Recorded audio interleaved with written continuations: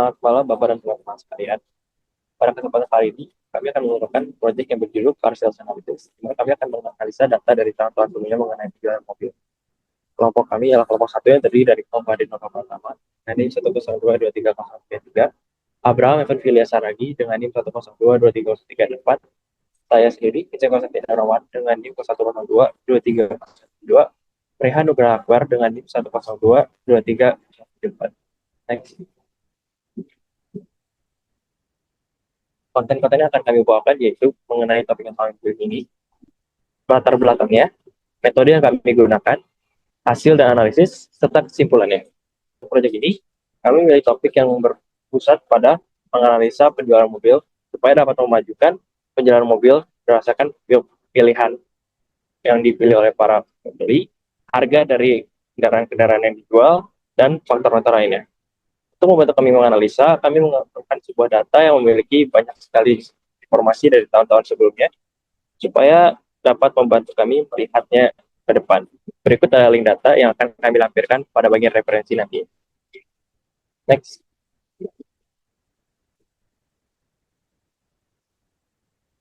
Nah, latar belakang kami memilih ini ialah menurut Automotive Industry Portal Marketplace, ada jutaan pembelian mobil yang dilakukan setiap bulan, rutin setiap bulan pada setiap tahunnya.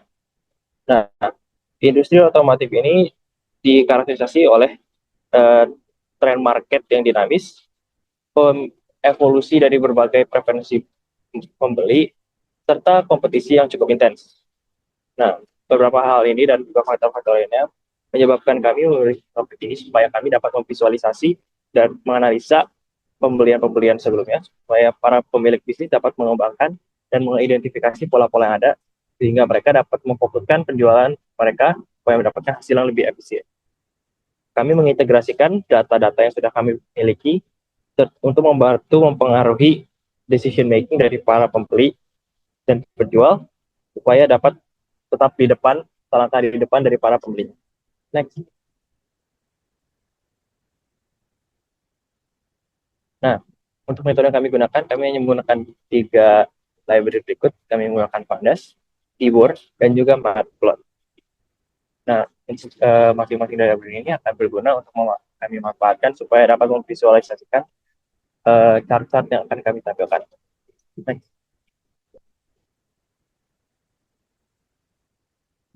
Nah, sebelum kami melakukan analisa yang lebih lanjut, ini adalah cara kami untuk melakukan analisis data-data apa saja yang valid yang dapat kami gunakan dari sumber data yang kami dapat. Berikut adalah codingnya serta hasil yang ditampilkan. Next.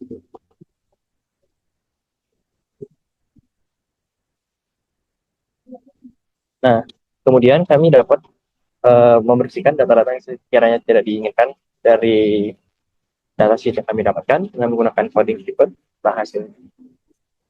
Nah, Kemudian dilanjutkan lagi pada metode dalam proses visualisasi.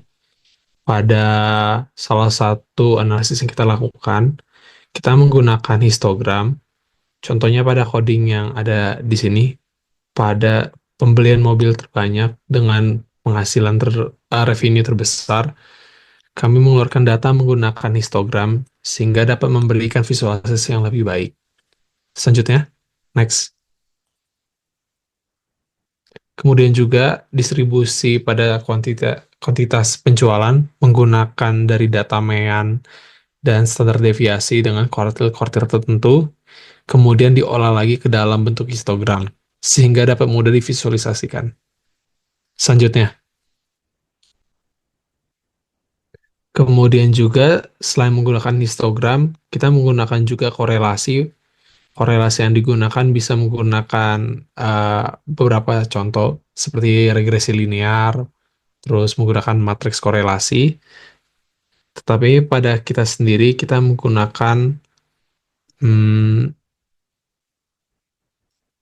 menggunakan plotting dari regresi linear.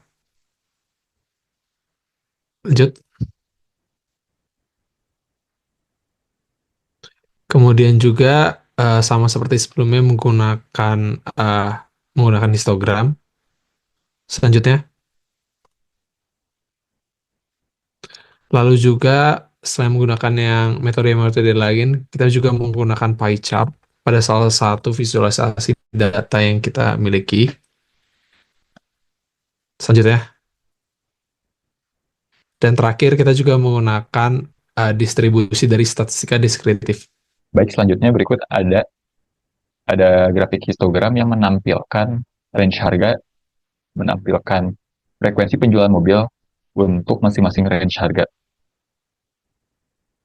Dapat dilihat dari histogram ini, kita dapat mengambil informasi bahwa mobil dengan range harga 10.000 hingga 30.000 dolar Amerika Serikat menjadi mobil yang paling banyak dibeli oleh warga Amerika Serikat. Next, baik, selanjutnya ada grafik batang yang menampilkan uh, menampilkan jumlah penjualan mobil pada masing-masing bulan. Dapat dilihat bahwa penjualan mobil paling tinggi terjadi pada bulan Desember, diikuti oleh bulan November pada posisi kedua dan bulan September pada posisi ketiga. Next, selanjutnya ini adalah grafik diagram lingkaran yang menunjukkan bahwa pembeli mobil dominan adalah laki-laki, adalah pria dengan perbandingan 78% dan wanita dengan perbandingan 21%. Dari grafik ini kita dapat mengambil informasi bahwa pria mungkin lebih membutuhkan mobil daripada wanita. Next, baik, berikut adalah grafik distribusi harga mobil berdasarkan mereknya. Dari grafik ini kita bisa melihat bahwa perusahaan SAP memiliki range harga yang lebih luas. Kami menganggap bahwa SAP berarti memiliki specialty yang khusus dalam produk mobilnya, sehingga memiliki range harga yang lebih luas untuk produk mobilnya. Next. Baik, selanjutnya akan saya lanjutkan. Di sini distribusi warna mobil. Karena melihat dari data yang kami temukan, warna mobil tidak terlalu banyak, kami asumsikan 3 warna terbanyak yang diproduksi adalah warna putih, hitam, dan merah. Jadi itu adalah warna-warna yang paling dicari di industri mobil saat ini. Dan meningkatkan stok mobil dengan warna-warna ini tuh akan membantu penjualan lebih banyak.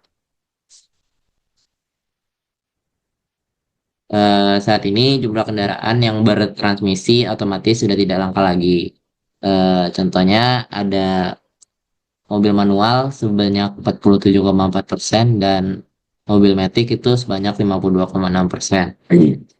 Hal ini tuh mempengaruhi sebagian besar pelanggan terhadap transmisi mobilnya. Semakin banyak pelanggan yang memilih transmisi otomatis untuk penggunaan sehari-hari. Ya, karena yang otomatis ini tidak terlalu melelahkan jika digunakan dalam perjalanan jauh dan lebih efisien.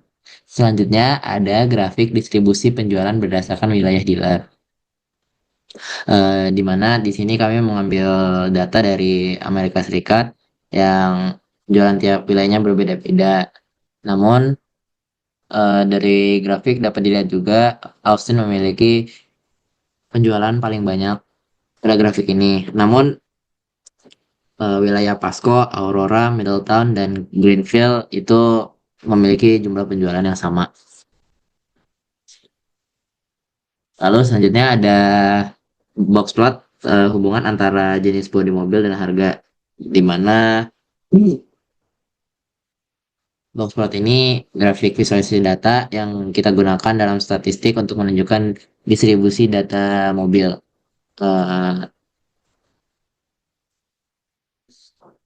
Metode ini tuh memberi gambaran visual mengenai rentang data mobil yang telah dibuat, masuk nilai minimum, median, dan nilai maksimum. Lalu jenis kendaraan yang paling disukai di sini tuh adalah hardtop, sedan, dan passenger. Hal ini mungkin disebabkan oleh lingkungan dan kebutuhan masing-masing pelanggan. Setiap pelanggan memiliki kebutuhannya sendiri yang mencakup transportasi keluarga, kargo, dan lainnya. Lalu selanjutnya ada grafik pendapatan tahunan. Lalu selanjutnya ada diagram pendapatan tahunan berdasarkan wilayah dealer. Dapat dilihat rata-rata pendapatan tiap tahun ini tidak di tiap daerah tidak jauh berbeda. Hanya ada sedikit perbedaan saja dalam pendapatan tahunannya. Lalu dapat disimpulkan bahwa dari olahan data dan informasi yang dapat dilihat, ada beberapa faktor yang mempengaruhi penjualan mobil. Faktor-faktor ini antara lainnya yaitu jenis kelamin, pelanggan, merek, waktu dalam setahun, dan harga mobil. Dan referensi yang kami ambil dapat dilihat pada link yang tertera. Sekian itu saja yang dapat kami sampaikan. Apabila ada salah kata, mohon maaf. Wabillahi taufiq wal hidayah. Wassalamualaikum warahmatullahi wabarakatuh.